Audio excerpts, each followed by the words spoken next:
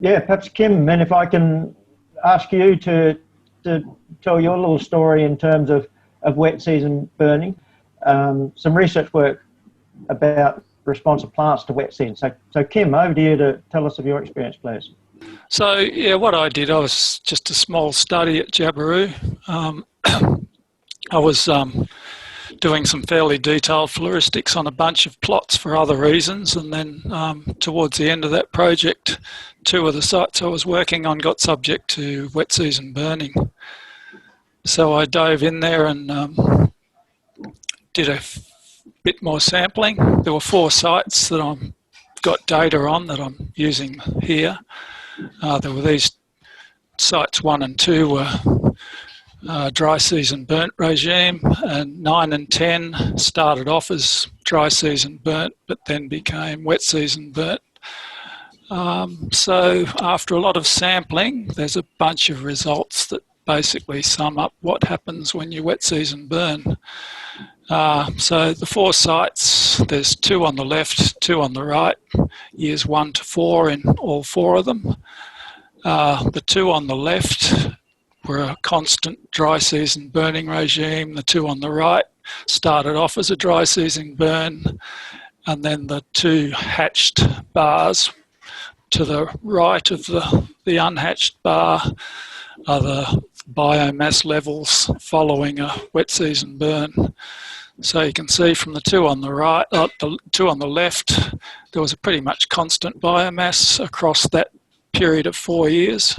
I didn't sample in year 2, which was the year of the wet season burn, but you can see on the 2 sites to the right, there's a reduction in biomass following the wet season burn.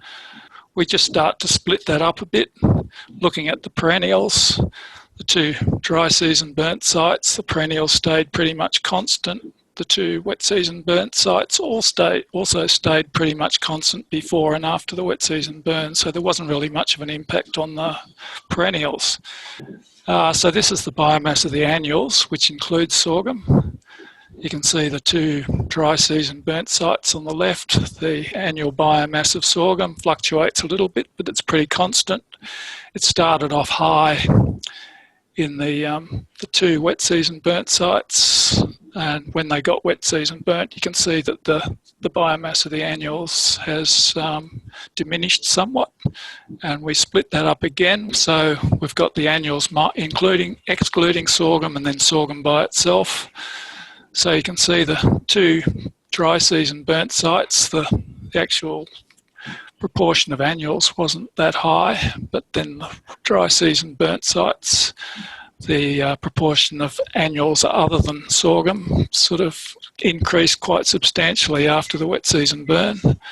And then you can see on the bottom the sorghum biomass, which just dropped out quite a lot after the wet season burn. And I guess the take-home point there is that the biomass on sites 9 and 10 is low. It's not absent, so there always is some left, and that forms the nucleus for the regeneration of it over the next few years.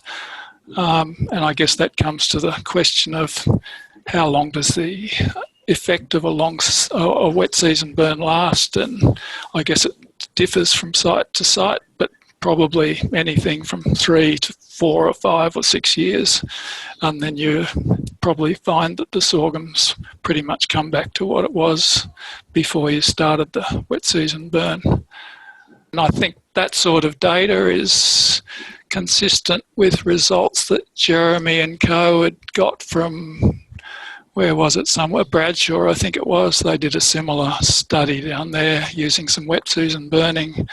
I think it was the same. The wet season burn didn't really affect perennials, and then there was a bit of a surge of annuals other than sorghum that came back, and the sorghum was suppressed to quite a high degree. Yeah, okay, so thanks, Kym. Well, yeah, your results there very much reflect what we're hearing from others in terms of the huge impact on on the amount of sorghum, so that annual grass component in that post fire period.